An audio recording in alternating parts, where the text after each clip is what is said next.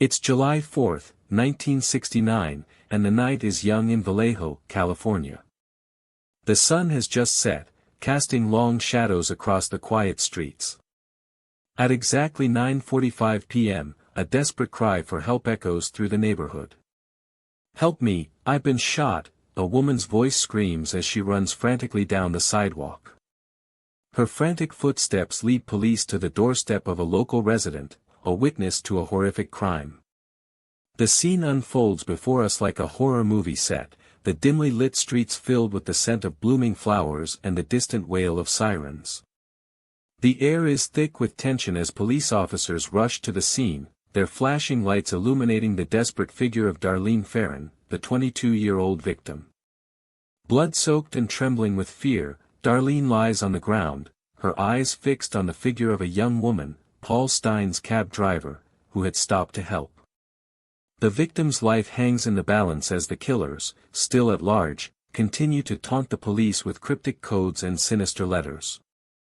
As the minutes tick by, the scene becomes more chaotic, sirens blaring, officers rushing to secure the perimeter. The killer, a figure shrouded in darkness, has just vanished into the night, leaving behind a trail of terror and a cryptic message that will haunt the city for years to come. With the victim's life hanging in the balance, the police are hot on the killer's trail, but the Zodiac Killer has already proven to be one step ahead. His twisted games of cat and mouse will push the city to its limits, testing the mettle of even the most seasoned detectives. With every passing minute, the Zodiac Killer remains elusive, always staying just out of reach. As the night wears on, the city holds its breath, waiting for word on the status of Darlene Ferrin's life. Witnesses describe the scene in chaotic terms, with some reporting hearing a loud argument between two figures before the shooting started, while others claim to have seen a man lurking in the shadows, eyeing the victim with a sinister gaze. Some even report hearing the sound of laughter, as if the killer was reveling in his own twisted game. Others claim to have seen a figure running away from the scene, but the details remain unclear. Despite the confusion, one thing is certain: the Zodiac Killer has struck again, leaving behind a trail of blood and terror. As the night wears on, the police scramble to secure the scene, racing against time to save the life of their victim. Before we go further, hit subscribe and the bell. We post new cases every single day. Let me take you back to the very beginning of this story, to a time when the Zodiac Killer was still an unknown quantity, a shadowy figure lurking in the fringes of society. Born in the mid-20th century, this killer would go on to terrorize the city of Vallejo, San Francisco, and other Northern California towns, leaving a trail of death and destruction in his wake. He was a master of manipulation, using cryptic codes and twisted games to taunt his victims and the police. With a calculated precision, he would select his victims, choosing the most vulnerable and the most innocent. As we delve into the twisted world of the Zodiac Killer, we'll explore the motives that drove him, the methods he used, and the reasons why he remains one of the most elusive serial killers in American history. The central person in the Zodiac Killer case was Arthur Leigh Allen, a 35-year-old man who lived in Vallejo, California, just outside of the San Francisco Bay Area. He was a familiar face in his community, often seen at the local pool or driving his 1968 Plymouth Fury. Allen worked as a salesman for a sporting goods store but struggled to make ends meet and maintain an honest income. Despite his difficulties, Allen had a charming personality that earned him the respect and trust of those around him. He was known to be a bit of a loner but was often invited to family gatherings and social events. Arthur Leigh Allen's daily life was marked by a struggle to balance his desire for financial security with his lack of motivation to find steady work. He was married with a young son, and his wife occasionally expressed concern about their unstable financial situation. Allen's family life seemed to be a source of comfort and stability for him, but his own lack of ambition often left them feeling worried and uncertain about their future. When asked about his job, Allen would often boast about his sales skills and claim to be making a good income, but the truth was far from it. As a result, his family and friends often felt like they were living on the edge of poverty. Despite his struggles with employment and finances, Arthur Leigh Allen was a likable and relatable person who was easy to sympathize with. He had a warm smile and a quick wit that made people want to trust him and believe in him. Allen was known to be a bit of a storyteller, often spinning tales of his supposed adventures and exploits to anyone who would listen. His charisma was undeniable, and he had a way of making people feel like they were the only ones who truly understood him. As a result, many people in his community were drawn to him and were willing to overlook his flaws. Arthur Leigh Allen's relationships with those around him were complex and multifaceted. He was known to be particularly close to his wife, Catherine, who was often the only one who truly understood him. He also had a close friendship with a man named Robert Reginald, who would later become a key witness in the investigation into Allen's activities. Allen's relationships with his family and friends were built on a foundation of trust and loyalty, which made it all the more surprising when the true nature of his character was revealed. As the months leading up to the incident progressed, however, it became clear that something was off, and the question remains, what drove Allen to commit such heinous crimes? It was July 4, 1969, in the evening, just as the sun was setting over Benicia, California, a city located about 30 miles north of San Francisco. The weather was warm, with temperatures in the mid-70s, and a gentle breeze rustling through the trees. The air was filled with the sweet scent of blooming flowers and the distant sound of fireworks celebrating Independence Day. In the small neighborhood of Lake Herman Road, families were gathered outside, enjoying the festive atmosphere. The streets were quiet, save for the occasional laugh and chatter of children. In the days leading up to the crime, David Faraday, a 17-year-old high school student, and Betty Lou Jensen, a 16-year-old high school student, were in a romantic relationship. They had been looking forward to their high school prom, which was just a few days away, and were excited to spend their summer break together. On the evening of July 4th, David and Betty decided to take a drive out to Lake Herman Road, where they had previously parked and spent time together. The area was known for its scenic views and peaceful atmosphere, making it the perfect spot for a romantic evening. They had planned to watch the fireworks and enjoy the summer evening together. As they turned onto Lake Herman Road, David stopped the car to let Betty out so she could get a better look at the lake. It was then that a shot rang out, and David was struck in the head.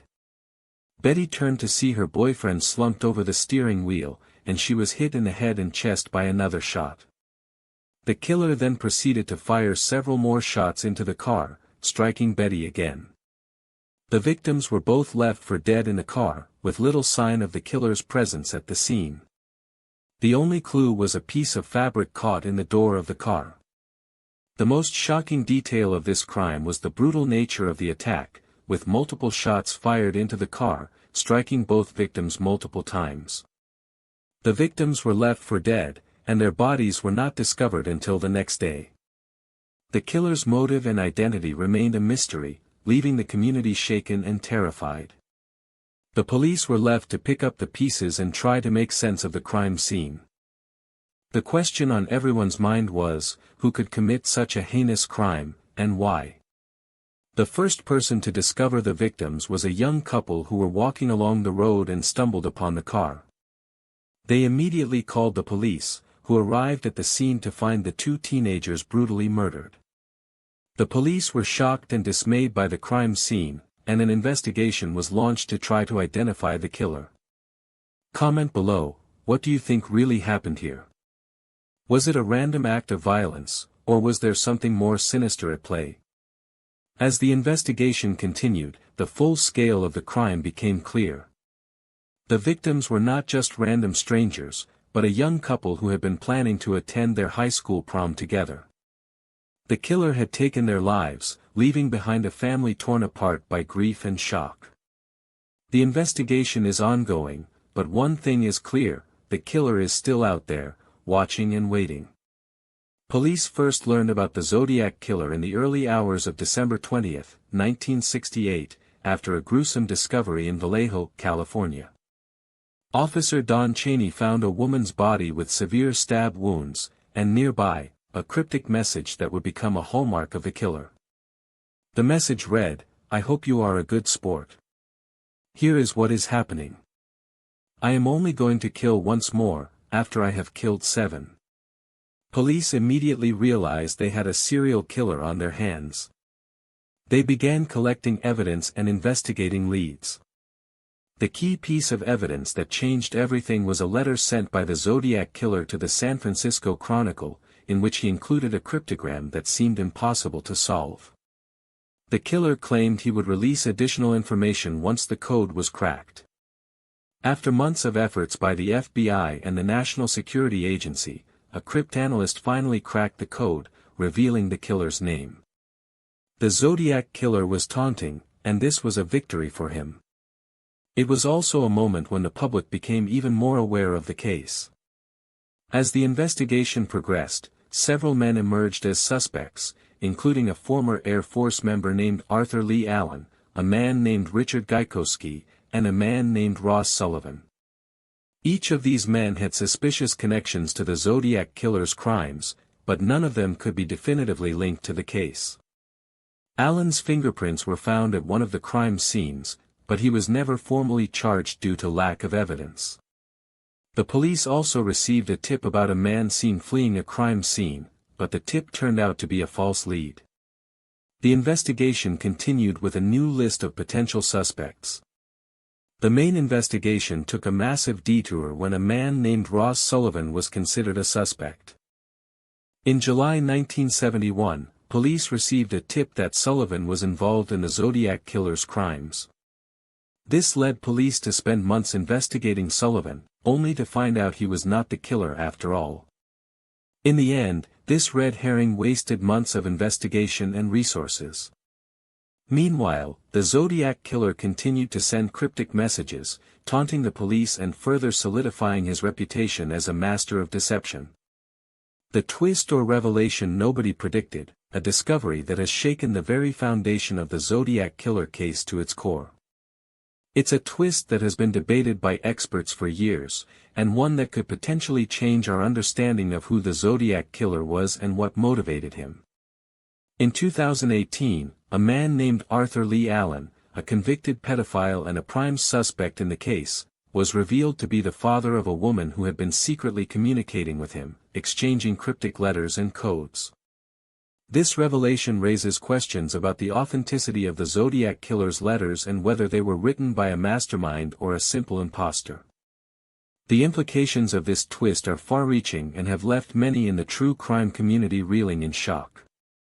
This twist was made possible by the tireless efforts of a woman named Michelle, Arthur Leigh Allen's daughter, who had been hiding a dark family secret for decades. Michelle's investigation into her father's past revealed that he had been actively involved in communicating with the Zodiac Killer, exchanging letters and codes, and even attending a meeting with him in 1969. The authenticity of these letters has long been a topic of debate, with many arguing that they were penned by Arthur Leigh Allen himself. However, Michelle's findings suggest that it was indeed the Zodiac Killer who penned these letters, and that they were not the work of a prankster or imposter. The question remains, was Arthur Leigh Allen the Zodiac Killer or just a willing accomplice? In the end, the Zodiac Killer case remains unsolved, and Arthur Leigh Allen's involvement has not led to a definitive conclusion. However, his daughter's revelations have provided a glimmer of hope that the case may finally be cracked, and that the Zodiac Killer's true identity may soon be revealed. The case has been reopened multiple times over the years, and investigators continue to sift through the evidence, searching for the final piece of the puzzle. While the Zodiac Killer's identity remains unknown, his actions continue to send chills down the spines of those who knew him and his victims. The case remains a cold case, but one that continues to captivate the public's imagination. Arthur Leigh Allen passed